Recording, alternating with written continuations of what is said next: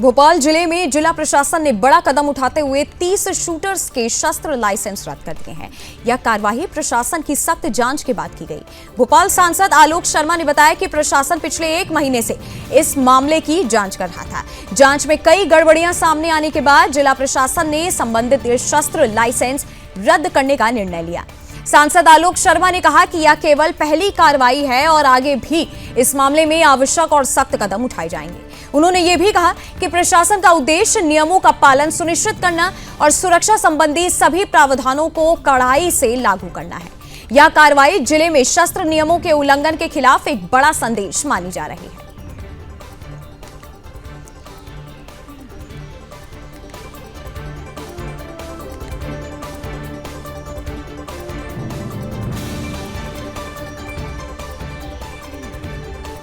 और जिस तरह से ये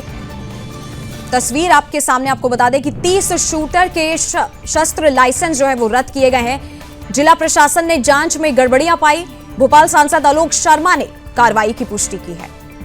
और आगे और भी देखिए, जो गलत काम करेगा जिला प्रशासन अपना काम कर रहा है। मैंने कहा ना पहले भी कि मध्य प्रदेश में डॉक्टर मोहन यादव जी की सरकार है। कोई लाइसेंस का अगर गलत दुरुपयोग करता है और वो जिला प्रशासन के संज्ञान में आता है, जिला प्रशासन उसकी जांच करता है और जांच में ये पाया जाता है कि इसने इसका गलत दुरुपयोग किया है, लाइसेंस जिस पर्पज़ के लिए दिए गए थे उसका इसने दुरुपयोग किया है, तो जिला प्रशासन ने एग्जामिन करके ऐसे लाइसेंसों को निरस्त किया करना चाहिए। और इसी खबर पर हमारे साथ मध्य प्रदेश के ब्यूरो चीफ राम स्वरूप शर्मा जुड़ गए हैं। राम जी, जिस तरीके की ये कार्रवाई आगे की गई है, क्या ये एक सही कदम माना जा सकता है आगे की जो भी सुरक्षा व्यवस्था उसको बनाए रखने के लिए? बिल्कुल, देखिए मैं आपको बता दूं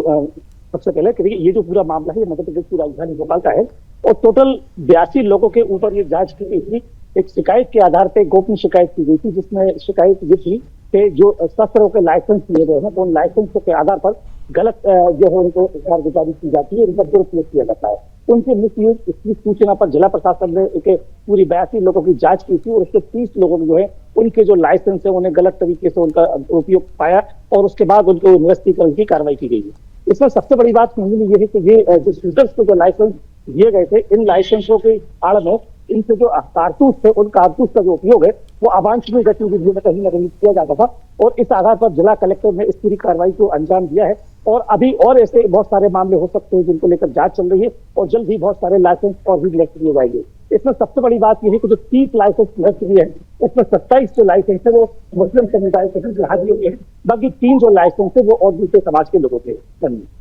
जी, हालांकि जिस तरह से आलोक शर्मा जी ने कहा कि अभी पहली कार्रवाई, आगे और भी कार्रवाई की जाएगी, तो क्या इस तरीके की कार्रवाई और भी देखने को मिल सकती है और क्या कदम उठाने वाली है प्रशासन? देखिए, ये एक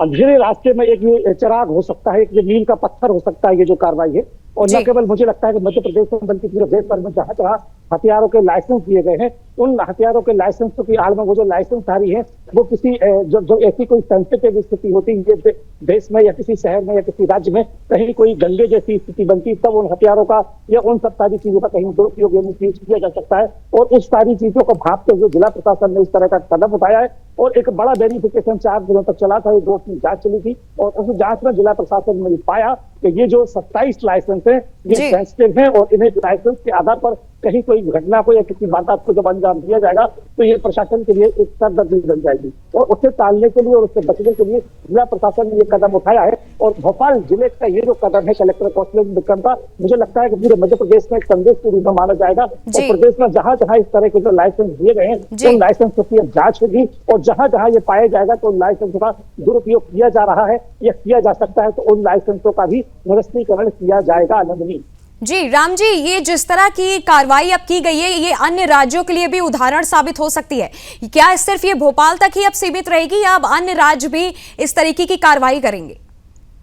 नंदनी, आपका बहुत परिपक्व सवाल है और यही जो संदेश है, यही जो इशारा है, मुझे लगता है कि ये मध्य प्रदेश के सभी जिलों के लिए तो उदाहरण बनेगा, लेकिन और जो दूसरे राज्य हैं जहां जहां जो दंगा होते हैं, दंगा प्रभावित परिस्थितियां होती है, उसके लिए एक ये बड़ा सबक बन सकता है, बड़ा उदाहरण बन सकता है। और मुझे लगता है कि न केवल अब इसमें किसी भी राज्य की जिला इकाइयों को या जांच एजेंसियों को जांच करना चाहिए, बल्कि बड़ी जो जांच एजेंसियां होती है उन्हें भी जांच करने की आवश्यकता इस पूरे मामले में अब आन पड़ी है। जी, बहुत बहुत धन्यवाद राम जी हमारे साथ जुड़ने के लिए।